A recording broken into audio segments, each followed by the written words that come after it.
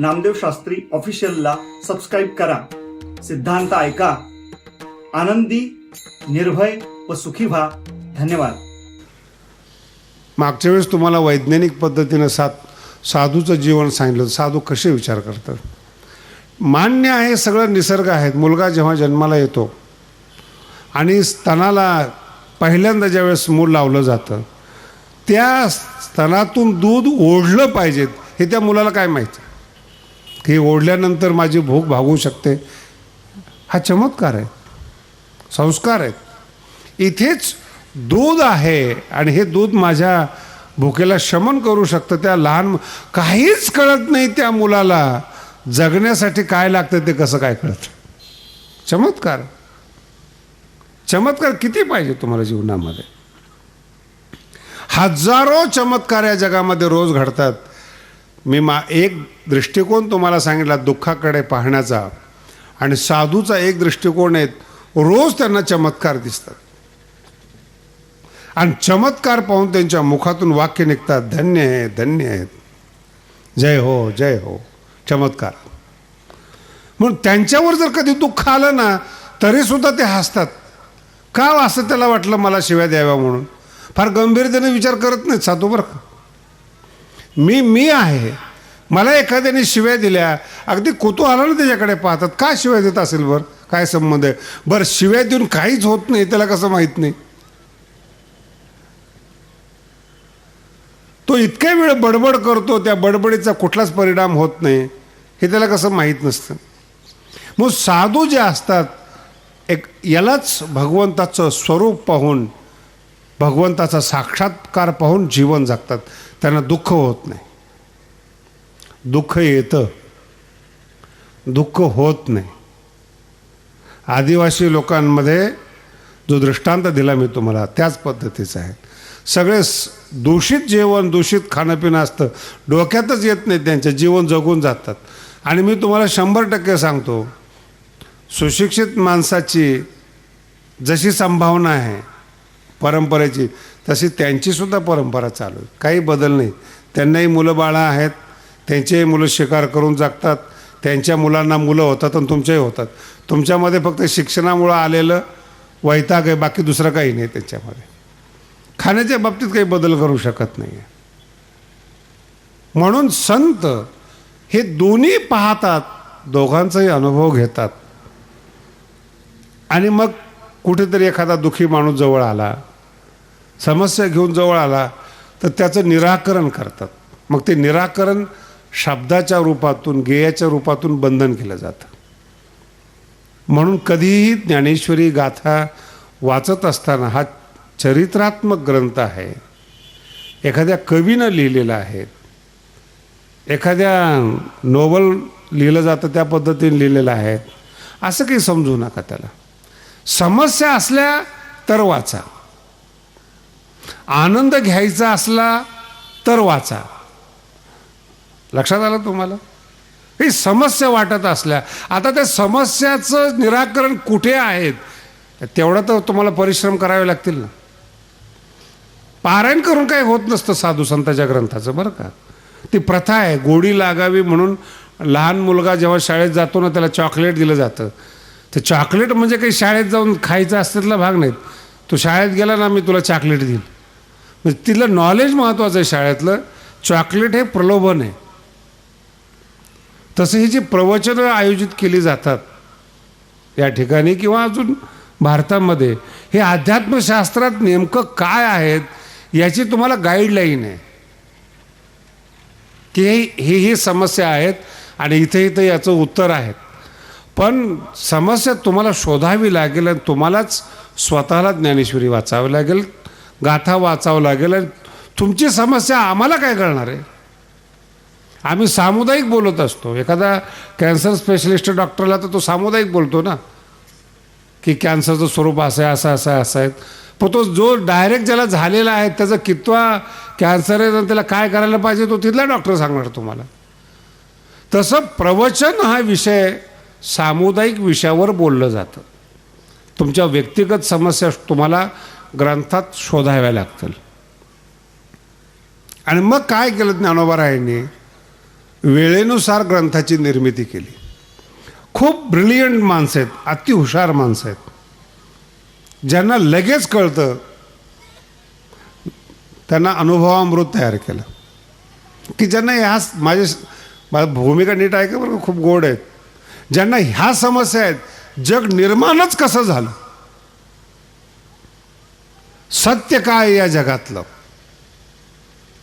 आनंद कुठे आहे, अज्ञानाचं स्वरूप काय आहेत, असे जे जाडजाड प्रश्न ज्यांच्याकडे आहेत ना, त्यांनी ज्ञानेश्वरी वाचण्याच्या ऐवजी अनुभवामृत वाचावं. एवढ्या प्रश्नाचं उत्तर त्याच्यामध्ये आहे. ज्यांना हे प्रश्नच नाहीत, जग कसं उत्पन्न झालेले आहेत, कशापासून निर्माण झालेलं, त्यांना अनुभवामृत काहीच उपयोगाचा नाही. तो ऐकतो एका बाजूने, सोडून देतो एका बाजूने, त्याचा विषयच नाही. तो खाण्याची समस्या आलेली आहेत, घरात बायको ऐकत नाही, अज्ञान कुठे, जग कुठे, काय घेणे पडले आम्हाला देश. तो ग्रंथ आहे.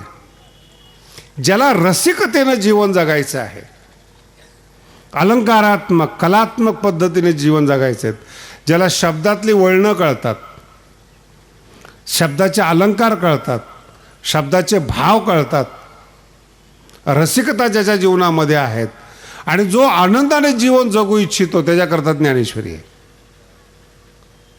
बसते डोक्यामध्ये. आणि मग हे सगळं तुम्हाला ज्ञानेश्वरीत शोधावं लागतं. अलंकार कुठे आलेला आहे ज्ञानेश्वरीचा, भाव कुठे आलेला आहे, आशय कसा आलेला आहे. आणि इतकं विनोदी पद्धतीनं ज्ञानोबाराय लिहितात ना, जगात माणूस कल्पना करू शकत नाही अशा पद्धतीनं ज्ञानोबारायांचं निरूपण आहे. 9व्या अध्यायामध्ये एक छोटा प्रसंग आहे. 9व्या अध्यायाच्या समाप्तीला 9व्या अध्यायाचं वर्णन करत असताना ज्ञानोबाराय खूप सुंदर वर्णन करतात. असंख्य वेद आहेत, त्याचं सार महाभारतामध्ये आलेलं आहे 1,00,000 श्लोकामध्ये. महाभारताचं सार गीतेमध्ये आलेलं आहे, आणि गीतेचं सार 9व्या अध्यायामध्ये आलेलं आहे. म्हणजे 9वा अध्याय हा भारतीय तत्वज्ञानाचं सार आहे, आणि खूप कठीण आहे 9वा अध्याय.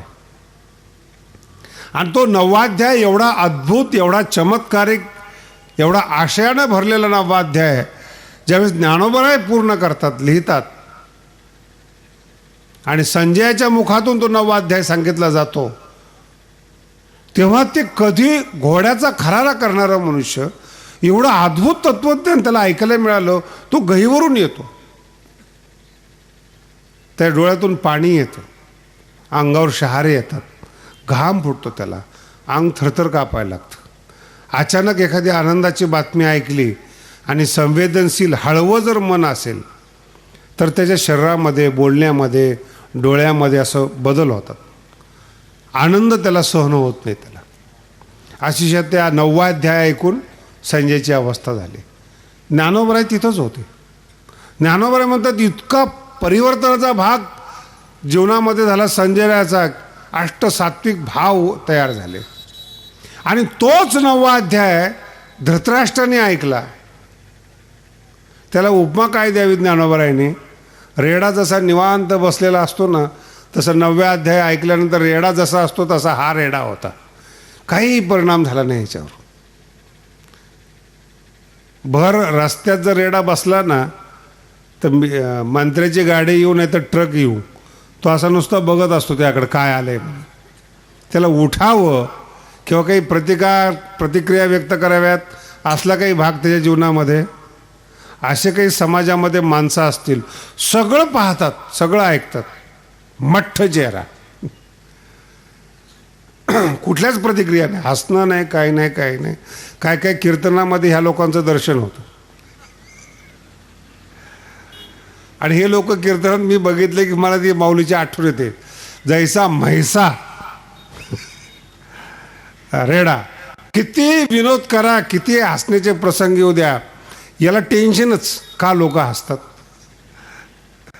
काय समजलं, काय नवीन सांगितलं, काय झालं त्याच्यामध्ये, काही परिवर्तन. अरे तुम्ही मनुष्य आहात, प्रतिक्रिया व्यक्त करणं हे संवेदनशील अंतःकरणाचं प्रतीक आहे, दगड अंतःकरणाचं प्रतीक नाही.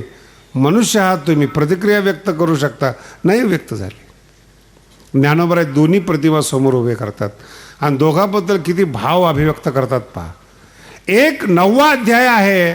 ऐकून डोळ्यात पाणी आलं संजयाच्या, रोमांच उभे राहिले आणि असं वाटलं व्यासांनी माझ्यावर कृपा केली आणि या मनुष्य जीवनाचं सार्थक झालं की मला एवढं अमृताचं जेवण आज करायला मिळालं. तेच अमृताचं जेवण राजा धृतराष्ट्र ऐकतो. काय नवलं त्याच्यामध्ये? मी हे विचारतोय, नेमकं विजय कुणाचा होईल? निवडणुकीमध्ये यांचा काही ठिकाणी प्रत्यय येतो. आपण काहीतरी गंभीर सांगायला जातो, ते ठीक आहे ओ, मतं कुणाला पडतील ते सांगा. अहो तो माणूस चांगला आहे, सज्जन आहे, अमुक आहे, सगळं बरोबर आहे, मतं कुणाला पडतील याला काही घेणंही नाही त्या माणसाची. याला निकालाशी घेणं आहेत. ज्याला निकालाशी घेणे ते सगळे धृतराष्ट्र. हे ओवेत ज्ञानोबरायच्या 18व्या अध्यायात एवढी म्हणतात, हे कशाला सांगतो रे मध्ये? विश्वरूप दाखवलं, अमकं केलं, तमकं केलं. सांगे विजयाची गुढी. विजय कोणाचा होईल संजया ते सांगण्याकरता मी तुला बसवलेत. आम्हा तमा गमे ऐसे. बघा संजयाचं मत विचाराधीन न घेता हे आंधळ धृतराष्ट्र म्हणतात, आम्हा तव गमे ऐसे. मला असं वाटतं, मा तुझे ज्योतिष कैसे. ज्योतिष म्हणजे ज्योतिषशास्त्र नाही बरं का, अंदाज. मला असं वाटतं की दुर्योधन जिंकेल, कारण की तिकडे 7 अक्षौणी सेना आहेत आणि इकडे 11 अक्षौणी मोठे मोठे महारथी आमच्या बाजूने आहेत. आम्हा तव गमी ऐसे. मला असं वाटतं की आमचा विजय होईल. या 18व्या अध्यायामध्ये सगळी गीता ऐकल्यानंतर मा तुझे ज्योतिष कैसे. तुला काय वाटतं ते सांग. संजयची अशी समस्या आहे, ही पण एक समस्या आहे बरं का. संजयची अशी समस्या आहे, संजयला असं वाटतं खरं बोलावं तर हा अन्नदाता आहे. नाही समजतंय तुम्हाला काय बोललो? धृतराष्ट्र म्हणजे सरकार आहे आणि संजय म्हणजे सरकारी नोकर आहेत. काहीच बोलता येत नाही त्याला. ते सरकारच्या विरोधात सरकारी नोकर कसा बोलेल? पैसा त्याचा आहे ना, नोकरी त्याची. जो घोड्याचा विभाग होता संजय त्याचा प्रमुख होता, पगार धृतराष्ट्र देत होता. हे चुकून व्यास आलेत, त्यांनी सांगितलं कोणाला तर हा नोकर चांगला आहे बुवा, माझ्यावर दिव्यदृष्टी केली, आता ह्याची विरुद्ध कसं काय सांगू. बरं खोटं बोलता येत नाही कारण की दिव्यदृष्टी असल्यामुळे निकाल दिसतोय. नाही लक्षात आलं?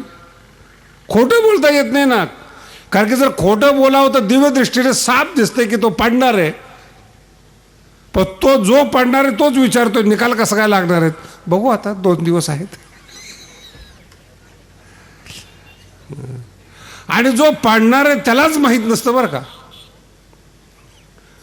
कारण की जो पाडणार आहे ना त्याच्याजवळ सहानुभूतीने लोक जातात, ज्याला निवडून आणायचं त्याच्याकडे लोक जातच नाहीत.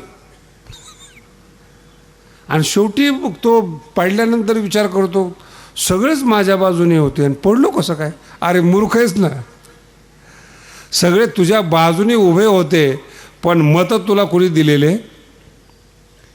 तसं संजयची समस्या काय बोलावते ती ज्ञानेश्वरी शिकवते. अशा पेच प्रसंगामध्ये संजय सापडलाय. अन्नदात्याला दुखवता येत नाही, खरं सांगता येत नाही. मग संजयाचं बोलणं फार सुंदर आहे. काय दया तेथ धर्म. संजय काय बोलतो बघा, जिथं दया असेल तिथं धर्म असतो. गुरु तेथ ज्ञान. जिथं गुरु आहे तिथं ज्ञान असतो. अशा अगोदर 10-5 उपमा सांगितल्या. गुरु तेथ ज्ञान, ज्ञानी आत्मदर्शन. शंभू तेथ शंभुका आंबेगा. संत तेथे विवेका. आणि मग शेवटी सांगितलं असं बोलता बोलता, जिथं कृष्ण असेल तिथंच लक्ष्मी असते, जिथं लक्ष्मी असते तिथं विजय असतो. काय सांगितलंय हे संजयाने कळूनच दिलं नाही. सांगून तर सगळं टाकलं. म्हणजे संसारातला तोल कसा सांभाळला जावा हे समजण्यासारखं आहे.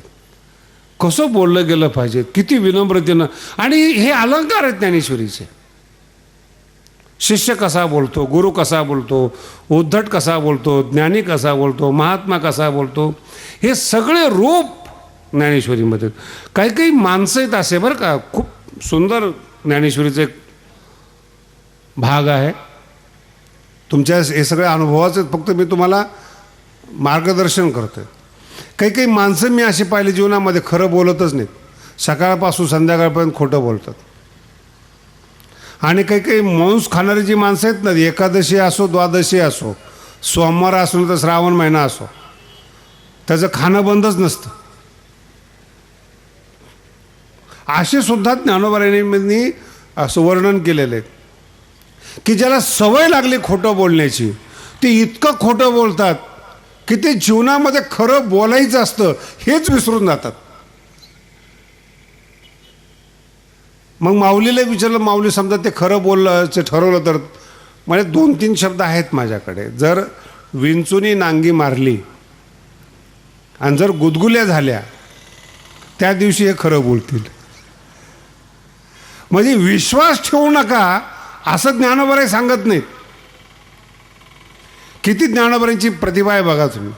अशा वाईट माणसावर विश्वास त्याला दुखवत नाहीत, त्याला सांगतात की बा विंचू जर गुदगुल्या करत असेल, विंचू नांगी आपुल्या नांगीनं गुदगुल्या करत असेल, किंवा एखादी वेळेस असं असू शकतं राक्षसही मांसा विटो शके. रोज मांस खाणारा माणूस एखाद दिवशी शाकाहारी जेवण करू शकतो, पण हे खोटं कधी बोलायचं सोडू शकत नाही. केवढी उपमा आहे ती. असत्यम प्रतिष्ठन्ते जगदा हुरणेश्वरम. खूप सुंदर ज्ञानोबांचं वर्णन आहे. अलंकार आहे आणि सावधपणा पण आहेत. अशी लोक या समाजामध्ये आहेत, सतत असत्याची प्रतिष्ठापना करतात. तुम्ही जसं मूर्ती स्थापना करता ना, तसं ते कायमस्वरूपी असत्याची जे नाही ते जगापुढे मांडणार, नाही ते जगाला दाखवणार आणि त्याचंच ते गुलाम बनवायला लावणार. म्हणून मी मगाशी तुम्हाला उपमा दिली होती. अशी काही क्रीम जगामध्ये निघालेली नाही की ज्याने काळा माणूस गोरा होऊ शकतो. पण तो 6,000 कोटीचा वर्षाचा व्यापार आहे गोरं होण्याचा. अजून भारतात काही कोणी गोरं झालेलं, तरी पण ती क्रीम विकत घेतातच. 15 दिवसात गोरे व्हा, 10 दिवसात गोरे व्हा. काय कसला संबंध आहे त्याच्यामध्ये? असत्यम प्रतिष्ठानते. आणि हे 700 वर्षापूर्वी ज्ञानेश्वरी ज्ञानोबांनी सांगून ठेवलं आहे. फसवणारी लोक, असत्याची प्रतिष्ठा करणारी लोक या जगामध्ये विद्यमान आहेत. नाही त्याच्यामध्येच सगळं आहेत असे खोटं बोलणारी लोक या जगामध्ये विद्यमान आहेत. हा अलंकार आहे ज्ञानेश्वरीचा. साधूसुद्धा आहे, मूर्खसुद्धा आहेत, खोटं बोलणारे आहेत, सत्य बोलणारे आहेत, चांगले वागणारे आहेत.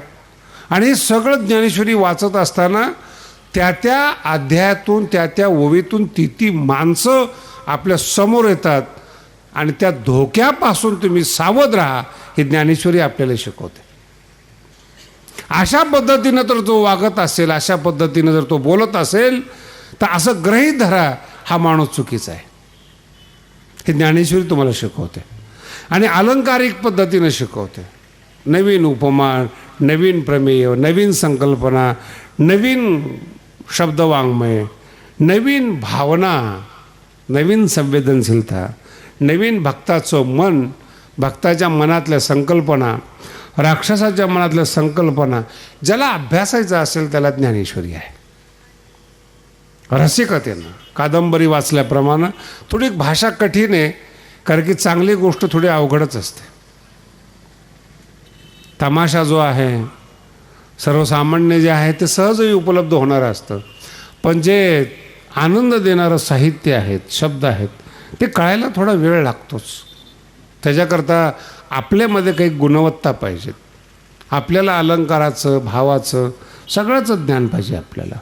मग हळूहळू ज्ञानेश्वरीतलं जे सौंदर्य आहे ते प्रगट होतं आणि त्या सौंदर्यातून बोध घेत असताना ह्या जगताचा बाध होतो, ह्या जगाकडे दुर्लक्ष होतं. या जगताची विस्मृती म्हणजेच अध्यात्मातला आनंद आहे. जेवढं तुम्ही जग विसरत जाल तेवढं तुमचा आनंद वाढेल. सुख घडोघडी वाढो लागे याचा अर्थच असा आहे, जेवढं जगाला विसरलं, कमीत कमी माणसं तुमच्या डोक्यात पाहिजेत, कमीत कमी समस्या तुमच्या डोक्यात पाहिजेत, फार छोटं जग पाहिजेत. परमार्थात अंतःकरण व्यापक असतं, बुद्धी फार लहान असते. लक्षातच ठेवत नाही साधू. देहाचा विसर पाडी मज. म्हणजे नातेवाईक हे तर फार लांबची गोष्ट झाली. शरीरसुद्धा विसरावं याचं नाव आहे अध्यात्म. आणि शरीराचा जर विसर पडला तर शरीरासंबंधी असणाऱ्या समस्या जिवंतच राहत नाहीत. हे अध्यात्म आहेत, हे जीवन आहेत. आणि याच्या ज्या काही छोट्या छोट्या घटना आहेत, टेक्निकल बाबी आहेत, त्या ज्ञानेश्वरीमध्ये आहेत. अर्जुनाच्या कृष्णाच्या मुखातून निघून त्या समस्या आपल्या जगापुढे आलेल्या आहेत, म्हणून ज्ञानेश्वरी आहेत. अनुभवामृत कोणाकरता आहे आणि ज्ञानेश्वरी कोणाकरता आहे. 65बद्दल तुम्हाला काही सांगायला नको. चांगदेव महाराज मुळातच खानदेशचे आहेत आणि नक्की तुम्ही चांगदेव नाही आहेत.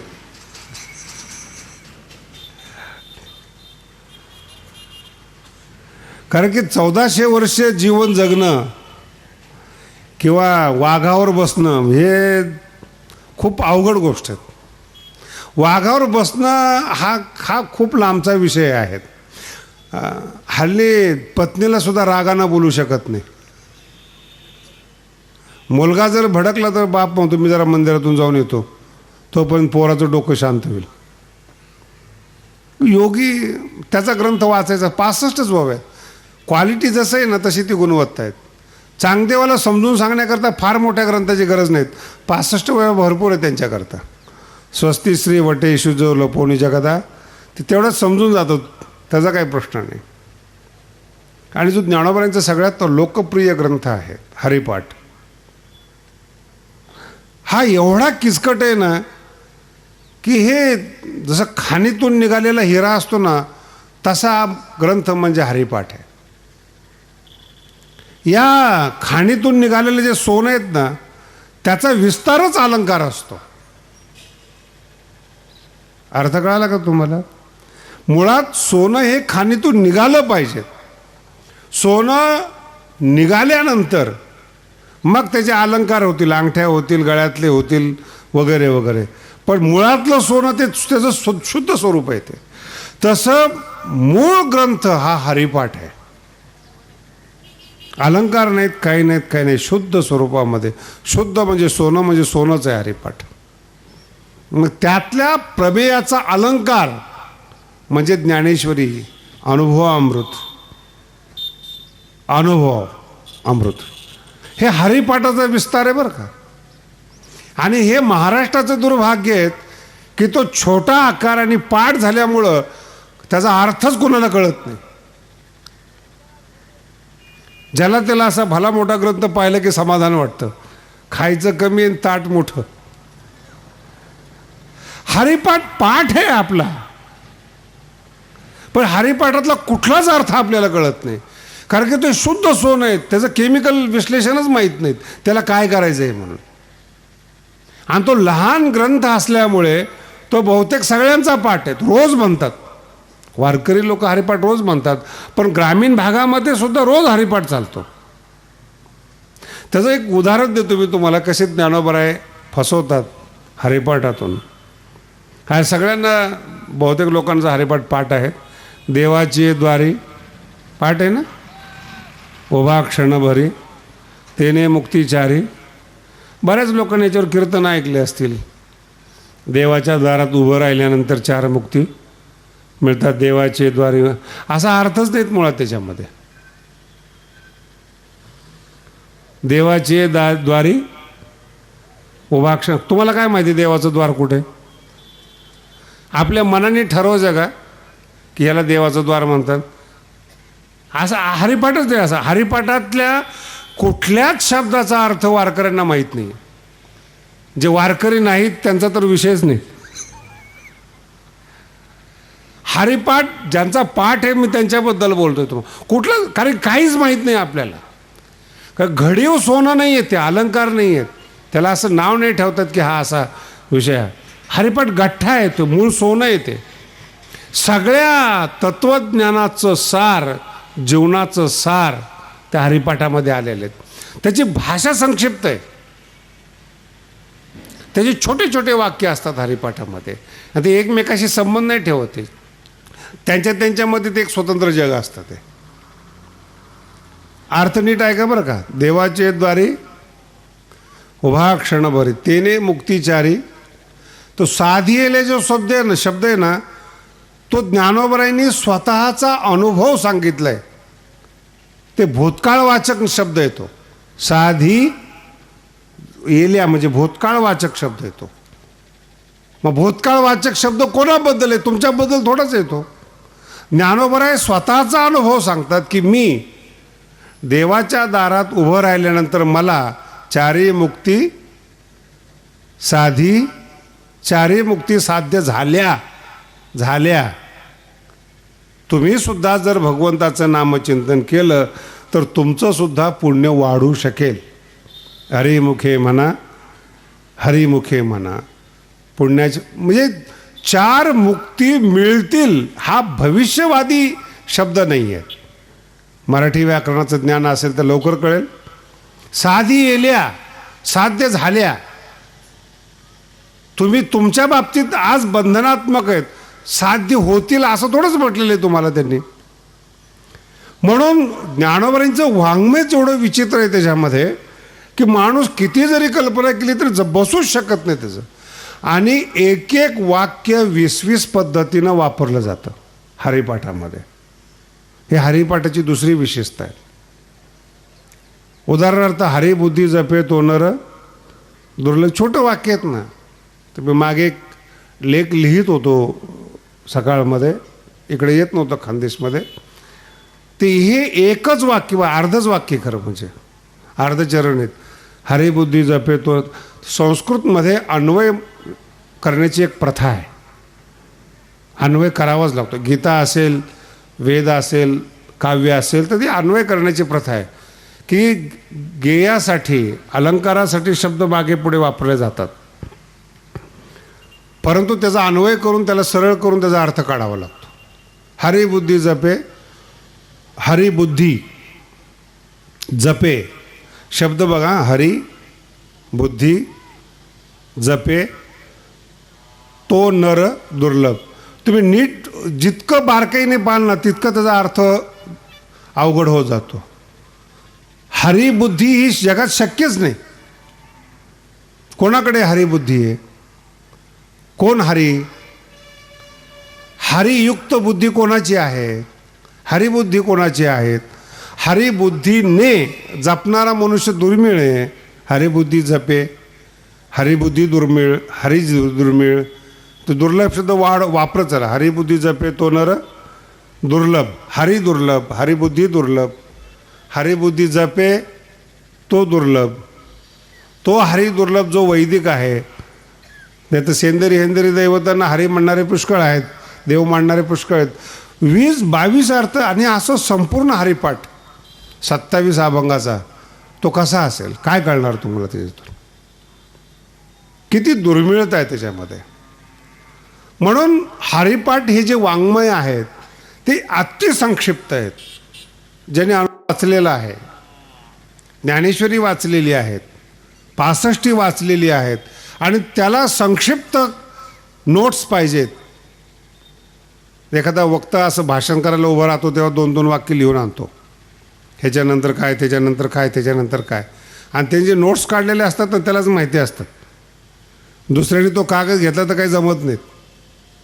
आणि त्याच्यानंतर हे बोलायचं, त्याच्यानंतर हे बोलायचं, विषय सुटू नये म्हणून तो लिहून आणतो. हरिपाठ म्हणजे ज्ञानोबरांचे नोट्स आहेत. ज्ञानेश्वरी, अनुभवामृत, 65चं सार म्हणजे हरिपाठ आहे. सगळं आहे त्याच्यामध्ये. जेवढं ज्ञानेश्वरी ते तेवढं हरिपाठमध्ये आहेत, जेवढं अनुभवामृतमध्ये तेवढं हरिपाठामध्ये आहेत. आता ते संक्षिप्त एकत्रीकरण असल्यामुळे त्याचं विश्लेषण आपल्याला कळत नाही.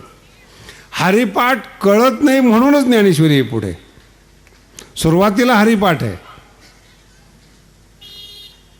हरिपाठाच्या बाबतीत एक गैरसमज असा आहे, असोनी संसारी, संसारिक माणसासाठी हरिपाठ आहेत.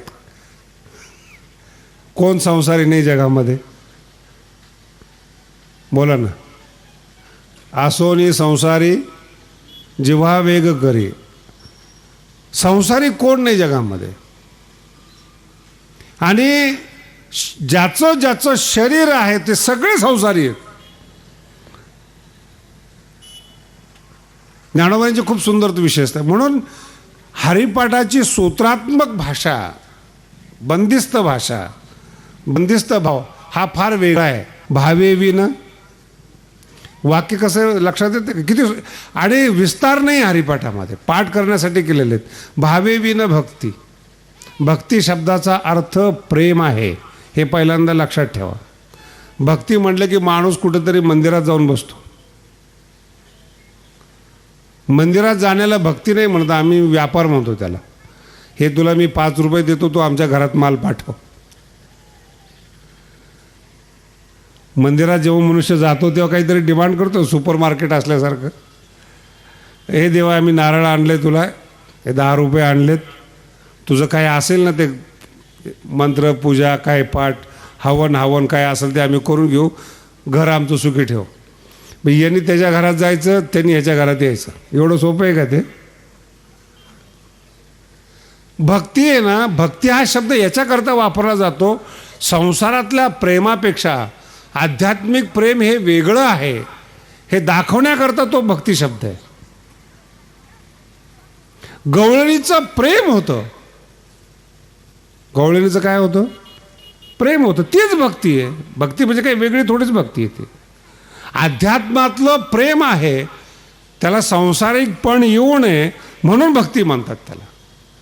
आणि प्रेम उत्पन्न व्हायचं असेल, हे केवढं मोठं मानसशास्त्र आहे बघा. प्रेम उत्पन्न व्हायचं असेल एखाद्याविषयी तर त्याच्याविषयी भावना चांगली लागते. भावे विन. तुम्ही याचा विस्तार करत जा, तुमच्या लक्षात येईल की काय ज्ञानोबांनी पाया भरलेला आहे. पहिल्यांदा भावना चांगली लागते, भाव चांगला लागतो. आणि जर भाव चांगला असेल तुमचा तर त्या व्यक्तीविषयी प्रेम निर्माण होतं. नाहीतर तो संत असला आणि भाव नसला तरी तो माणूस ज्ञानाचा तिरस्कार करतो, भक्ती राहत नाही त्याच्याकडे. खूप गहन आणि सुंदर विश्लेषण आहेत. म्हणून भाव महत्त्वाचा आहे. आणि हा भाव निसर्गतः उत्पन्न होतो, याच्या अगोदर काहीच नाही. काय यावं तुम्ही ज्ञानेश्वरी प्रवचनाला? भाव. काही चोपड्यामध्ये एवढेच माणसं आहेत का? एवढेच माणसं येतात, एवढ्याच मनाच्या अंतकरणात भाव आहेत. चला आपण ज्ञानेश्वरी प्रवचन ऐकू, माऊली काय सांगतात ते पाहू. सगळ्यांकडेच वेळ आहे आणि सगळेच व्यस्त आहेत. शब्द ऐका बरं का. सगळ्याकडेच वेळ आहे, सगळेच व्यस्त आहेत, कोणाला काम नाही. तुम्ही मंडपात बसलेलं काय घरदार सोडून थोडंच आलेलं आहे तुम्ही.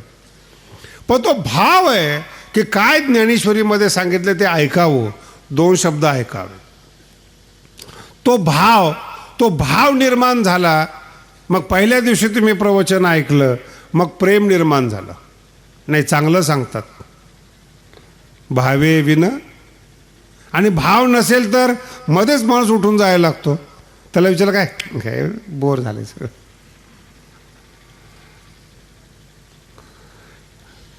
आमच्या आळंदीमध्ये तर असे कीर्तन ऐकतात लोक. मी बघितले एक दिवशी, ते कीर्तन चालू होतं, फुल समाज बसलेला होता. मी दर्शनाला गेलो होतो. इतका मी म्हणलं कोण मोठा कीर्तनकार आहे व एवढे कीर्तनाला लोक जमलेत. ते चाल म्हणत होते, गायक चांगले होते, चाल म्हणत होते. म्हणलं चांगलं आहे, म्हटलं नवीन कीर्तनकार उदयाला आला असेल. मग मी आपलं थोडं फिरून तो काय बोलतो म्हणलं ऐकावं 2 शब्द. ती चाल संपली, त्या कीर्तनकारच्या पुढं 2 माणसं फक्त.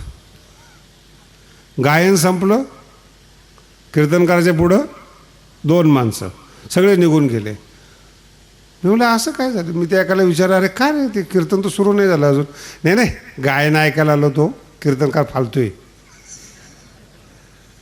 मी आळंदीतलं सांगतोय तुम्हाला बरं का. ते गायक चांगले होते, ते कसे गातात त्याचा आनंद घ्यायला लागतो. ही भावना म्हणतात, त्याला भाव म्हणतात. आणि ही मानवी जीवनाचा पाया आहे.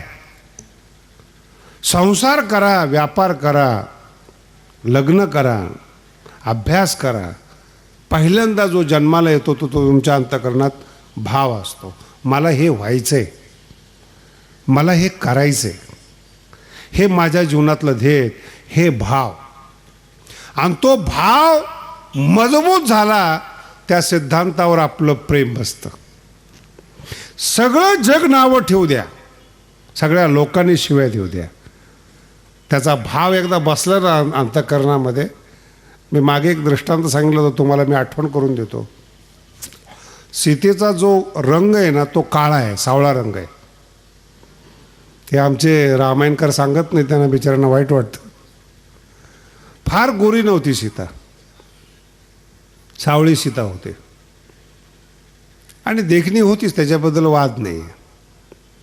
तर ज्या वेळेस रावणाचा वध होतो आणि ते प्रेत रावणाचं पडतं असं धराशयी, अंत्यविधीसाठी सगळ्या घरातले लोक जेव्हा बोलवले जातात त्यावेळेस मंदोदरी पण येते. आणि मंदोदरी त्या मढ्यापुढं रडताना काय बोलते त्याचं उद्गार रामायणामध्ये आलेले, की हा एवढा मोठा महान रावण होता की सगळे देव याला घाबरत होते. बाहुबल होतं, ताकद होती, स्वरूप होतं. का कोण जाणे याची भावना सीतेवर बसली. मंदोदरीचं वाक्य नीट ऐका बरं का. का कोणास ठाऊक याच्या मनामध्ये सीतेवर भावना बसली, सीतेपेक्षा माझ्या दास्या सुंदर आहेत. हे मूळ रामायणामध्ये वाल्मिकाचे उद्गार आहेत. सीतेपेक्षा कैक पटीनं माझ्या दास्या सुंदर आहेत. आणि त्या दास्या सुंदर असून याची भावना बसली नाही, मृत्यूवर भावना बसली, सीतेवर भावना बसली नाही. इथे मृत्यू होता सीतेच्या माध्यमातून आलेला, आणि तुम्ही सीतेला कवटाळलं नाही, तुम्ही तुमच्या मृत्यूला कवटाळलं. आणि आज धुळखात तुमचं शरीर पडलेलं आहे, जे त्रिभुवन विजयी होतं. शब्द लक्षात आला काय म्हणते मंदोदरी. भावना म्हणजे मंदोदरी सारखी स्वरूप सुंदरी, मंद उदरी, ज्याचं जे उदर आहे, मध्यभाग आहे तो पातळ आहे तिचा, त्याच्यावरून तिचं नाव पडलेलं आहे मंदोदरी. स्वरूपवान होते ती. आणि ती मंदोदरीमध्ये माझी गोष्ट सोडून द्या, माझ्या दास्या तिच्यापेक्षा सुंदर आहेत. पण भाव नाही. एखाद्या मनुष्याचा भाव दारूवर बसतो, घरामध्ये छोटी छोटी मुलं असतात, सुंदर पत्नी असते, पूर्ण मंगळसूत्र विकेपर्यंत त्याचं दारूवर भावना असते. हेच मानवी जीवनाचं मूळ. मग हरिपाठ जो आहे ना तो असा घडीव आहे. छोट्या छोट्या सिद्धांतातून त्यांनी असे आशय अभिव्यक्त केलेले आहेत. मनुष्य म्हणजे काय, भाव म्हणजे मनुष्य. त्यांनी एकदा एखादी गोष्ट डोक्यात घेतली ना, होतच नाही परिवर्तन, वेडा होईल तो. पण त्या गोष्टी सोडत नाहीत. आपल्या पोटच्या मुलांना जो भविष्यातला आधार आहे त्यांच्याकडे तो दुर्लक्ष करतो आणि दारूवर त्याची भावना असते. गटारात लोळताना त्याला काही वाटत नाही. तुम्ही माऊलीच्या दृष्टिकोनातून पहा, तो मनुष्य म्हणून पाहू नका. काय भाव असेल त्याचा, किती आवडत असेल त्याला दारू. आई गेली, बाप गेला, मंगळसूत्र विकण्याची पाळी आली, कुलीन घराण्यातली बाई भांडे घासायला जाते आणि तिच्या भांडे घासणाऱ्या पैशातून हा दारू पितो. पण दारू सोडत नाही, बायको सोडतो. मुलं सोडतो पण दारू सोडत नाही. याला जरा वेगळ्या पद्धतीने करा ना. देवासाठी संत संसार सोडतात, देव सोडत नाही. भाव एकच आहे. भावाचा विषय बदललेला आहे, मजबूती तेवढीच आहे. त्यांना देव पाहिजेत, साधकाला ज्ञान पाहिजेत, व्यापाऱ्याला पैसा पाहिजेत. ज्याच्यावर भावना आहे त्याच्यासाठी सगळं सोडतात. त्याचं नाव आहे प्रेम. आणि भाव नसेल तर प्रेम असू शकत नाही. ठीक आहे, आमका आहे, ठीक आहे. मुंबईमध्ये हे ग्रामीण भागातले लोक हिरोसाठी फार उत्सुक असतात. मुंबईमध्ये ते असे चौपाटीला फिरतात हिरो लोक. मी एक दिवशी म्हणलं, अरे तो आमकाम हिरो जाऊ द्या, आपल्याला काय करायचं. प्रेम नाही ना त्याच्याविषयी. भावना असे 50 असतात पण कोण बघत बसले त्यांना.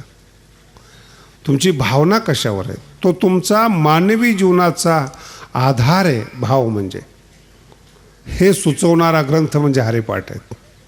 पहिला दिवस आहेत, भरपूर वेळ झाली, मध्ये विषय थांबवता येत नव्हता. 4 वाजलेले आणि काय काय ग्रंथ कसा कसा आहेत याचं एक सुरुवातीचं तुमचं मार्गदर्शन केलं की संक्षिप्त शब्दामध्ये समग्र ज्ञानोबराय आपल्याला कळावेत.